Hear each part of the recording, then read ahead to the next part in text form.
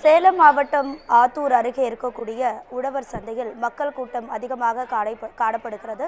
புரட்டாசி 3வது வார சனிக்கிழமையொட்டி காய்கறிகளை வாங்க அதிக அளவில் மக்கள்கள் அங்கு குவிந்து வருகிறார்கள். இதனால் வியாபாரிகள் மகிழ்ச்சி அடைந்துள்ளனர். இது தொடர்பான அண்மை செய்தியை பார்த்து வருகிறோம். சேலம் மாவட்டம் ஆத்தூர் புதுப்பேட்டை உழவர் சந்தையில் காய்கறிகளை வாங்க மக்கள் குவிந்து வருகின்றனர்.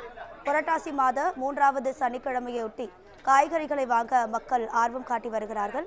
இது தொடர்பான கூடுதல் தகவல்களை நமது செய்தியாளர் பாபு வழங்க கேட்கலாம். பாபு, வணக்கம். உங்க விரிவான தகவல்.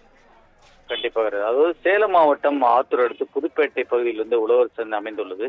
இந்த உழவர் சந்தையானது அதாவது பைத்தூர், கடம்பூர், ராமநாயக்கன்பாளையம், கொத்தாம்பாடி, கல்பூன் உள்ளிட்ட பல்வேறு பகுதிகளிலிருந்து விவசாயிகள் தங்கள் விளைநிலையங்கள் விளையக்கூடிய காய்கறிகளை விற்பனைக்கு கொண்டு வருவது வழக்கம். இந்நிலையில் அதாவது புரட்டாசி மாதம் 3வது சனிக்கிழமை விட்டு பல்வேறு பகுதிகளில் ஏராளமான பொதுமக்கள் இன்று அதிகாலை முதலே காய்கறிகள் வாங்க தற்போது உழவர் சந்தை பகுதியில் குவிந்து வருகின்றனர்.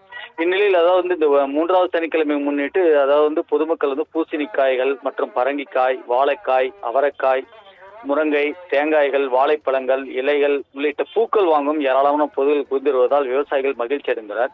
மேலும் இன்று 3வது சனிக்கிழமையொட்டி அதாவது 180 விவசாயிகள் கொண்டு வந்த காய்கறிகள், அதாவது 45 டன் எடை மதிப்புள்ள காய்கறிகள் இன்று 18 லட்சம் ரூபாய் மதிப்பில் இருந்து விற்பனையானதால் விவசாயிகள் மகிழ்ச்சி அடைந்துள்ளனர். அதிகம்